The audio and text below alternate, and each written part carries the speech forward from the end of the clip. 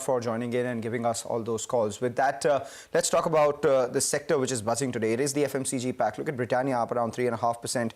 HUL at the high point. We have Tata Consumer as well, which is doing well. Marico, of course, is the one which is leading that pack after their third quarter update. You know, Nigel, I was just going through Marico's commentary and a couple of things really stand out in terms of green shoots for the sector. The first one, in the third quarter, they said that the entire sector witnessed some improvement in demand.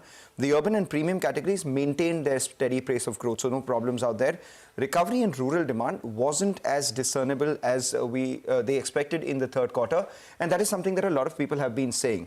So what's Marico saying, which is different, is that there was visible recovery in December as consumer pricing stabilized. The reason why there was rural recovery which was impacted was because of high inflation. Now with prices stabilizing, you know, there has been some recovery. What are the triggers for rural recovery going forward? We have easing of commodity inflation, then higher crop realizations, ongoing government interventions coming, and everyone will be watching out for what the government does with regards to a likely stimulus in the union budget. So with all these triggers in place, can rural weakness bottom out from here or not?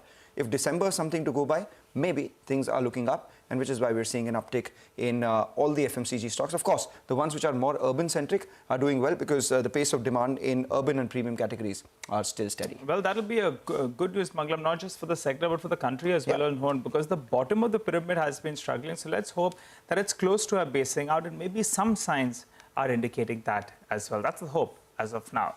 Well, let's shift focus to our special segment where we get you a few ideas for profit from Money Control Pro.